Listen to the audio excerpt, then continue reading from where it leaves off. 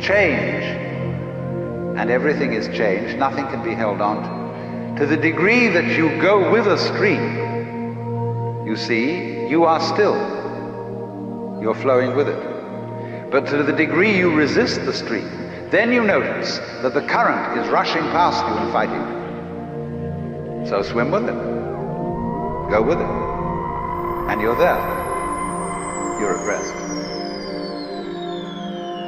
And this is, of course, particularly true when it comes to those moments when life really seems to be going to take us away. And the stream of change is going to swallow us completely. The moment of death. And we think, oh, this is it. This is the end. And so at death we withdraw. Say, no, not that. Not yet, please.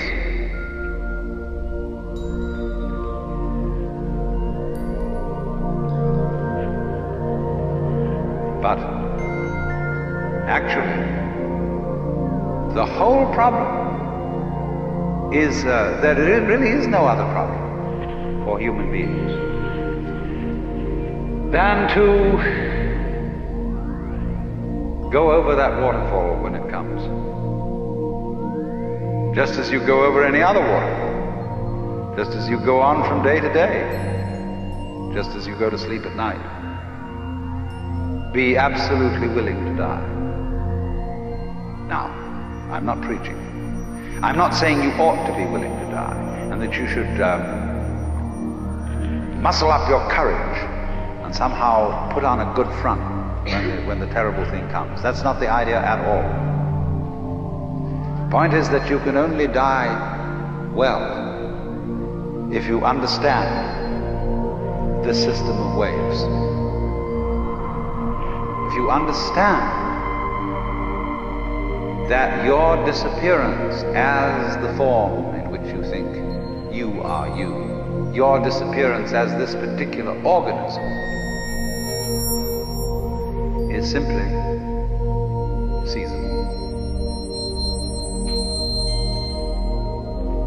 That you are just as much the dark space beyond death as you are the light interval called life. These are just two sides of you. Because you is the total wave. See, you can't have half a wave. Nobody ever saw waves which just had crests, no troughs.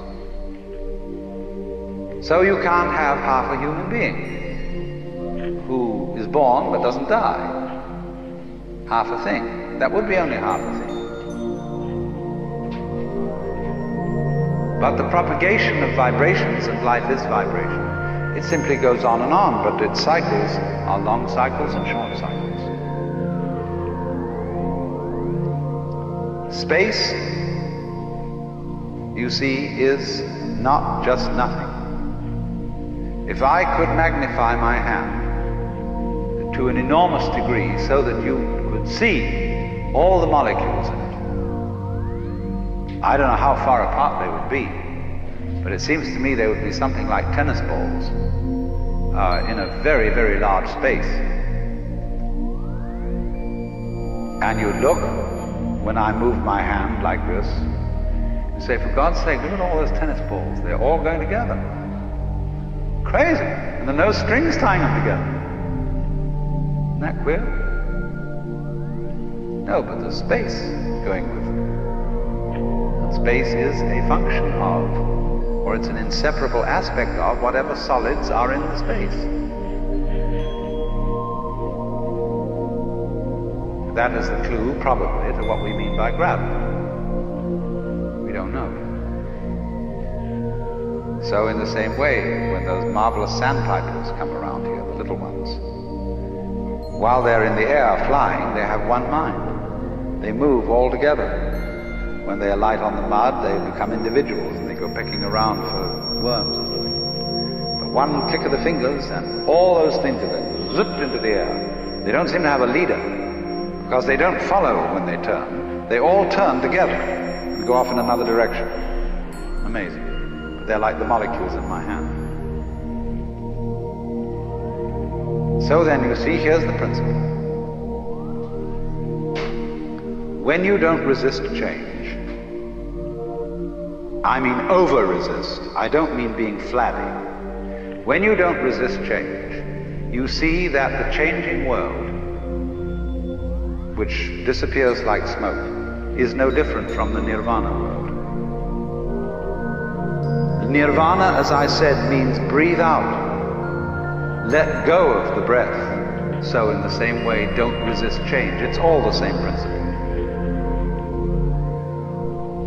So the Bodhisattva saves all beings, not by preaching sermons to them, but by showing them that they are delivered, they are liberated by the very fact of not being able to stop changing. You can't hang on to yourself. You don't have to try not to hang on to yourself. It can't be done, and that is salvation.